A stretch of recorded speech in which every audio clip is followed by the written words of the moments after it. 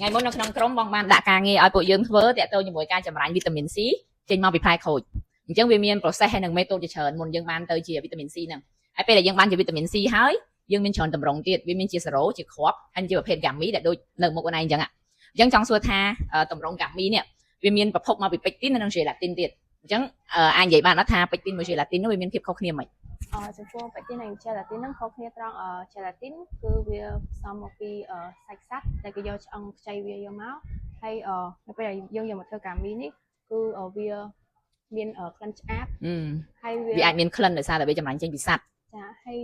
អាចប៉ះពាល់ដល់កុមារដែលអាឡែស៊ីជាមួយនឹងសត្វហើយចំពោះ pectin វិញគឺផ្សំមកពីបន្លែផ្លែឈើវាមានក្លិនវាឈ្ងុយដូចជាយកផ្លែក្រូចនេះមកអញ្ចឹងគឺក្លិនវាឈ្ងុយហើយស្រួលញ៉ាំបាទនេះឲ្យញ៉ាំមិញទៅធំហឹងក្រូចហ្មងណាឈ្ងុយក្រូចពោធិ៍សាត់យើងហ្មងដូចយើងញ៉ាំក្រូចមែនតើអញ្ចឹងណាហ្នឹងហើយនេះរៀបរាប់ទាំងអស់ហ្នឹងគឺសិតតែលក្ខណៈពិសេសរបស់ពេកទីនហ្នឹងហើយហើយពេកទីនសម្រាប់អ្នកដែលគាត់អត់ចូលចិត្តដូចដែលគាត់ជនជាតិអ៊ីស្លាមបងជនជាតិអ៊ីស្លាមឬក៏អ្នកដែលគាត់អត់ញ៉ាំសាច់ក៏គាត់អាចញ៉ាំបានដែរពីព្រោះនេះវាចម្រាញ់ចេញពីផ្លែឈើជាមួយនឹងរុក្ខជាតិហើយចិត្តតាក់ទងជាមួយគេហៅស្ថិរភាពរបស់វា stability vitamin C មិនដែររវាង gelatin មួយពេកទីនរវាងស្ថិរភាពរបស់វាគឺពេកទីនគឺអាចរក្សាគុណភាពរបស់វីតាមីន C បានល្អជាង gelatin ត្រូវហ្នឹងហើយ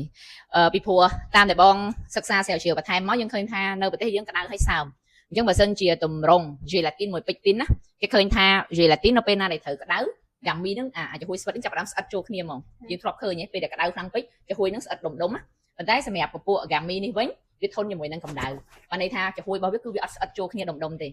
ចាហ្នឹងគឺជាលក្ខណៈពិសេសរបស់ពេកទីនហ្នឹងដែរហើយពេកទីននេះវាធ្វើឲ្យរសជាតិរបស់ផលិតផលហ្នឹងកាន់តែឈ្ងុយអញ្ចឹងអ្នកដែលគាត់អត់ចូលចិត្តក្លិនឆ្អាបអីហ្នឹងគាត់ញ៉ាំពពួកវីតាមីន C ដែលចម្រាញ់ជាពេកទីននេះត្រូវហ្មងហើយពេកទីននេះមេតូតនៃការធ្វើរបស់វាគេថាការចំណាយហ្នឹងគឺថ្លៃជាងចម្រាញ់ចេញមកពី gelatin ទៀតអញ្ចឹងយើងឃើញថាវីតាមីន C អាប៉ាទីគឺគាត់